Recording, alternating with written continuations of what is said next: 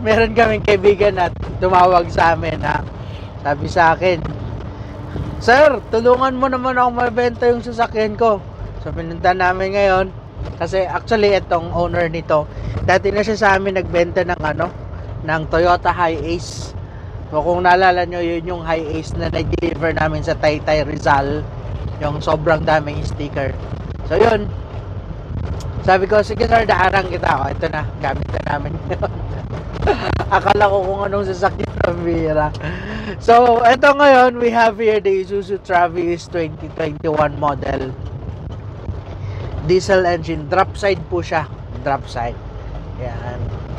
So, ang owner kasi nito, meron siyang hardware. So, ginagamit niya to ginagamit niya to sa hardware niya pag-deliver. Pero imagine, batang-bata pa po siya kasi ang odometer niya is only 16,125. Brand new niya po ito nabili. Siya po mismo yung first owner. Kaya kung naghahanap kayo ng Isuzu Travis, tapos nagpaplano kayo bumili ng cash, pwede nyo to i-consider kasi nasa 16,000 lang yung odometer niya. So, almost new naman po siya. Yun nga lang, medyo madami-dami yung lilinis natin. Pero, free. Pero, sa linis naman, kami na bang bahala niyan. Madami talaga itong lilinis eh. Anyway, ito, pinatest drive niya sa atin. Subukan mo sir, subukan mo mag-drive ng truck. At least na mag-drive ako ng truck. Grabe yung tagtag.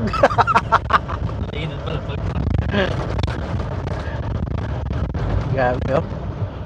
But anyway, at least na-drive natin. Malamig ang aircon. Matagtag. Super.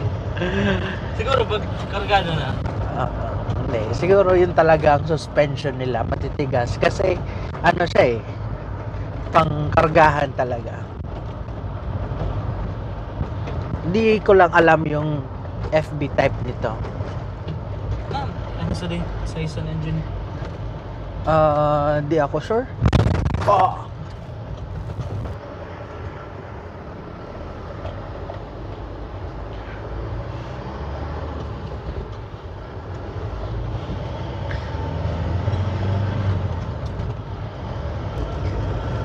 Pwede to pwede to gamitin pang tropa, pang mga barkada, outing, diba? Diyan mo na sila lahat pagsisiksik sa likod. O mayroon kang dalawang pamilya, di ba?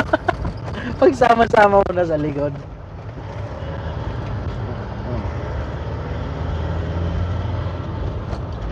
Pwede kita din. Pero ngayon lang talaga ako nakadrive ng truck. Ako na-drive pa balik. Elf nga, hindi pa ako nakadrive yung Elf truck. Pero palas mo lang ang 5 speed man gaya pa. 5 speed. Okay. So yan na po, silipin nyo na. Siyempre, basic lang din naman po yan. Commercial vehicle. Wala naman siyang mga highlight features. Of course, yun lang. Kagandahan nito kasi naka-aircon. Tapos, may stereo ka. Yan. Tapos, Isuzu talaga yung makina niya. Silipin natin yung exterior para may idea. Taas. Ayan kahit yung mga upuan niya, naka seat cover pa talaga siya. Tapos yung mattings niya, lahat pa naman siya original. Kahit dito wala naman siya pinapalitan. Medyo madami lang talaga burloloy or kung ano-anong mga nakalagay. Anyway, sige. Wait lang. Tayo sa exterior. Kita nyo naman po yan. Marami talaga siya mga stickers ito. Yan, kagaya dati ng yung Hi-Ace na nabili natin. Ganito talaga, as in, punong-puno rin ng sticker. Ganito siya. So, ito, ganun din. So, bali, ang gagawin talaga nito, detailing po talaga to. As in, hindi man to kailangan i-repaint. Kahit yung Toyota Hi-Ace na nabili natin sa kanila, di naman siya ni-repaint. Talagang linis lang. Ito, natatanggal po siya. Kailangan mo lang linisin para maalis din pati yung niya, yung mga marka niya. Tapos bagong rehistro. So next year hindi mo naiisipin yung rehistro. Tapos ito yung likod niya. Ayan. So ang Travis kasi meron siyang FB type. Tapos merong drop side.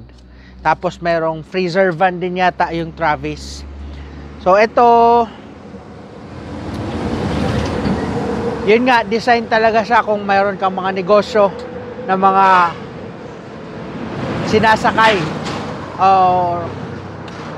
Tamang-tama to sa mga hardware, mga construction, or kung